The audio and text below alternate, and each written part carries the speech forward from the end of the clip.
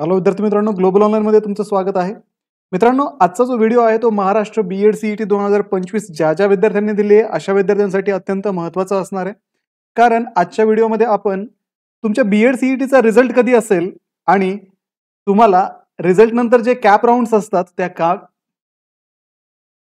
आणि रिझल्ट नंतर ऍडमिशनसाठी जे कॅप राउंड्स सुरू होतात त्या कॅप राउंड्समध्ये कुठले कुठले डॉक्युमेंट्स तुम्हाला ऍडमिशनसाठी नेसेसरी आहेत ते आपण आजच्या व्हिडिओमधून जाणून घेणार आहोत. तर विद्यार्थी मित्रांनो, व्हिडिओ पूर्ण पहा आणि तुम्ही पण ते डॉक्युमेंट्स जे आहे ते अगदी आत्तापासूनच तयार ठेवा, जेणेकरून ऐन वेळेस तुमची धावपळ होणार नाही आणि ऍडमिशनच्या वेळेस तुम्हाला कुठल्याही प्रकारची अडचण येणार नाही.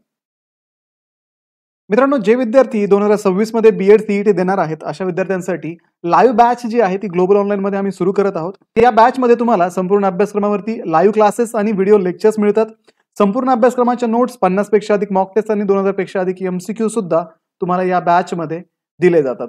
तर विद्यार्थी मित्रांनो, ही बॅच जॉईन करण्यासाठी तुम्ही स्क्रीनवरती दिलेल्या नंबरवरती कॉन्टॅक्ट करून तिथे इन्क्वायरी करू शकता.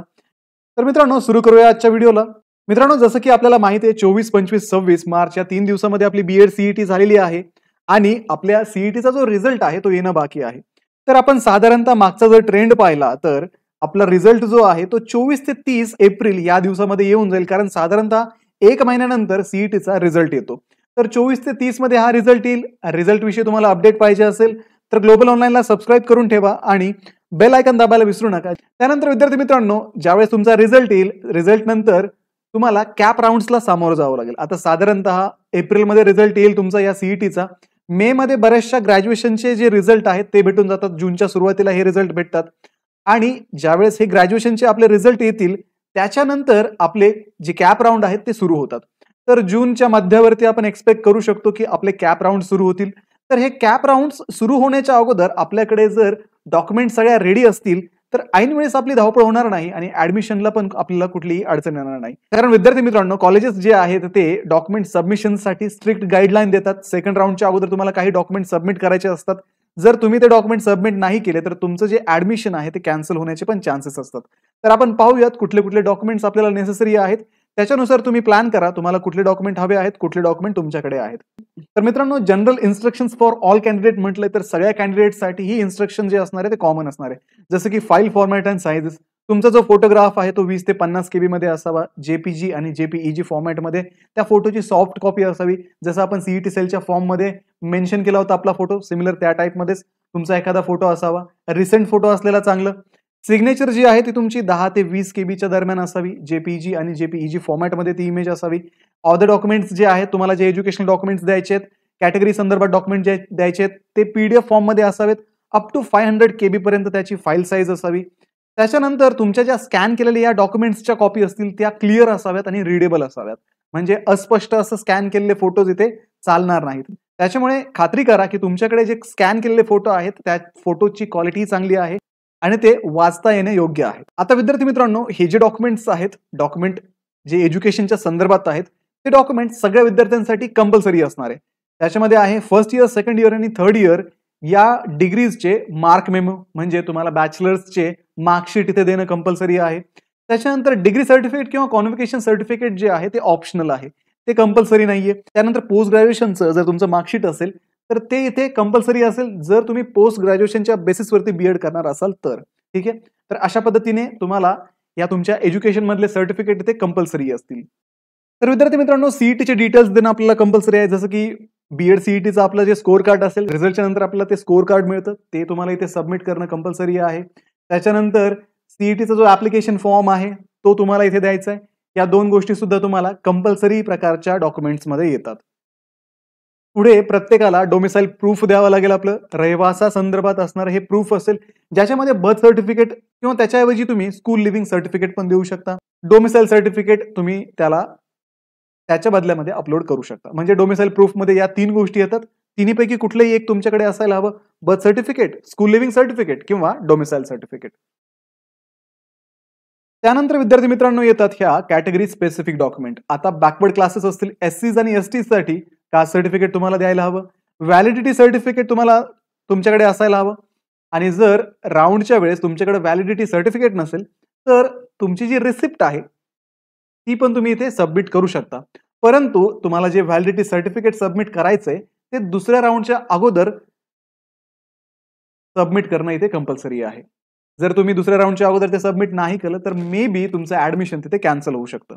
ठीक आहे, त्याच्यामुळे हे लक्षात घ्या. तुमचं जर व्हॅलिडिटी सर्टिफिकेट तुम्ही काढलं नसेल तर ते व्हॅलिडिटी सर्टिफिकेट तुम्ही लवकरात लवकर काढून घ्या.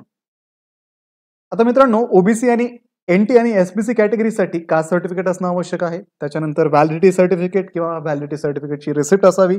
नॉन क्रिमिनल सर्टिफिकेट असावं. नॉन क्रिमिनल सर्टिफिकेट इथे मॅन्डेटरी म्हणजे कंपल्सरी आहे. जे कॅन्डिडेट ओबीसी, एनटी आणि एसबीसी कॅटेगरीमधून येतात त्यांना नॉन क्रिमिनल सर्टिफिकेट देणं कंपल्सरी असेल. हे मग लक्षात असू द्या. व्हॅलिडिटी सर्टिफिकेटची तुम्ही रिसिप्ट देऊ शकता, पण सेकंड राऊंडच्या अगोदर तुम्हाला व्हॅलिडिटी सर्टिफिकेट सबमिट करावं लागेल. त्याच्यामुळे तुम्ही प्लॅन तसा करा आणि व्हॅलिडिटी सर्टिफिकेट लवकरात लवकर काढून घ्या. मित्रांनो, त्यानंतर येते ईडब्ल्यूएस कॅटेगरी. या कॅटेगरीमध्ये ईडब्ल्यूएस सर्टिफिकेट जे आहे ते तुम्हाला प्रोड्यूस करावं लागेल. ते तुम्हाला अवेल करून ठेवावं लागेल आणि राऊंडच्या वेळेस तुम्हाला ते सबमिट करणं कंपल्सरी आहे. म्हणजे कंपल्सरी डॉक्युमेंट सोबत तुम्हाला हे कॅटेगरी स्पेसिफिक म्हणजे त्या कॅटेगरीच्या विद्यार्थ्यांनी ते डॉक्युमेंट इथे सबमिट करायचे. आता फिजिकली हँडिकॅप कॅन्डिडेट जे असतील त्यांना डिसेबिलिटी सर्टिफिकेट देणं कंपल्सरी आहे आणि त्याच्यासोबत डोमिसाईल सर्टिफिकेट देणं कंपल्सरी आहे. आता जे तुमचं फिजिकली हँडिकॅप सर्टिफिकेट असेल त्या सर्टिफिकेटमध्ये तुमच्या डिसेबिलिटी तुमची तिथे मेन्शन केलेली असावी.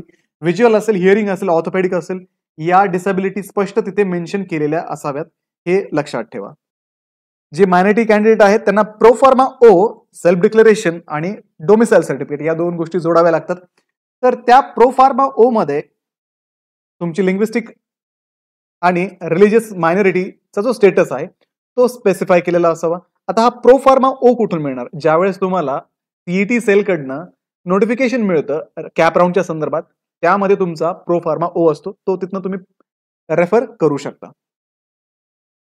आता मित्रांनो, हे मुद्दे लक्षात ठेवा. जर तुमचं नेम मिसमॅच असेल तर तुम्हाला एकतर, आता जनरली काय होतं, लग्नानंतर मुलींची नावं बदलतात, त्यावेळेस एज्युकेशन डॉक्युमेंट वरती वेगळं नाव असतं आणि आता सीईटीला तुम्ही वेगळं नाव टाकलं असेल त्यावेळेस तुमच्याकडे मॅरेज सर्टिफिकेट तुम्ही सबमिट करणं महत्वाचं आहे. जर तुमचं नाव बदलण्यात आलं असेल तर गॅझेट नोटिफिकेशन तुमच्याकडे असावं. व्हॅलिडिटीची जी डेडलाईन आहे, तुमची कास्ट व्हॅलिडिटीचं जे सर्टिफिकेट आहे एससी, एसटी, ओबीसी कॅन्डिडेटसाठी व्हॅलिडिटी सर्टिफिकेट जे आहे ते सेकंड राऊंडच्या अगोदर तुम्हाला सबमिट करावेच लागतील. अदरवाईज तुमचं ऍडमिशन कॅन्सल होईल. डिफेन्स कोटा असेल तर प्रोफार्मा सीडीई त्याच्यामध्ये ट्रान्सफर किंवा जॉईनिंग प्रूफ असावेत. तुमचे डॉक्युमेंट रिजेक्ट कधी होऊ शकतात? जर डॉक्युमेंट ही इलिजिबल असेल, तिथे डॉक्युमेंट जर ऍप्लिकेबल नसेल आणि तुम्ही ती डॉक्युमेंट अपलोड केली तर ती ऑटोमॅटिकली रिजेक्ट होईल. डॉक्युमेंट इनकम्प्लीट असेल तर त्या केसमध्ये तुमचं डॉक्युमेंट रिजेक्ट होऊ शकतं. डेडलाईन नंतर तुम्ही सबमिट करताय तरीही तुमचं डॉक्युमेंट जे आहे ते रिजेक्ट होऊ शकतं आणि अल्टिमेटली तुमच्या ऍडमिशनवरती त्याचा इफेक्ट होऊ शकतो. आता मित्रांनो, जर तुम्हाला काही क्वेरीज असतील याच्या संदर्भात, डॉक्युमेंटच्या संदर्भात असतील तर तुम्ही हेल्प डेस्कला अप्रोच करू शकता.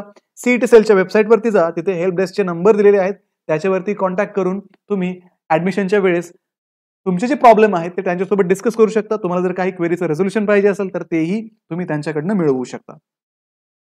त्यानंतर विद्यार्थी मित्रांनो, या चार्टमध्ये तुम्हाला काही इतर कॅटेगरीजसाठी डॉक्युमेंट दिलेले आहेत. हवं तर याचा तुम्ही स्क्रीनशॉट काढून घ्या. जर तुम्ही याला ऍप्लिकेबल असाल तर तुम्ही ते डॉक्युमेंट इथे सबमिट करणं गरजेचं आहे. तर मित्रांनो, हे होते काही महत्त्वाचे डॉक्युमेंट्स जे आपल्याला ऍडमिशनच्या वेळेस लागणार आहेत. हे डॉक्युमेंट्स तुम्ही आत्ताच तयार ठेवा, जेणेकरून तुम्हाला ऍडमिशनच्या वेळेस कुठलीही अडचण येणार नाही आणि सुव्यवस्थितपणे तुमचं ऍडमिशन पण होऊन जाईल. तर व्हिडिओला लाईक करा, तुमच्या मित्रांना हा व्हिडिओ शेअर करा, ग्लोबल ऑनलाईनला सबस्क्राईब करा आणि जे विद्यार्थी 2026 मध्ये बीएड सीईटी करतायत अशा विद्यार्थ्यांनी लाईव्ह बॅचला जॉईन करण्यासाठी स्क्रीनवरती दिलेल्या नंबरवरती व्हॉट्सअप करा आणि बॅच जॉईन करा. तर भेटूया पुढच्या व्हिडिओमध्ये. थँक्यू.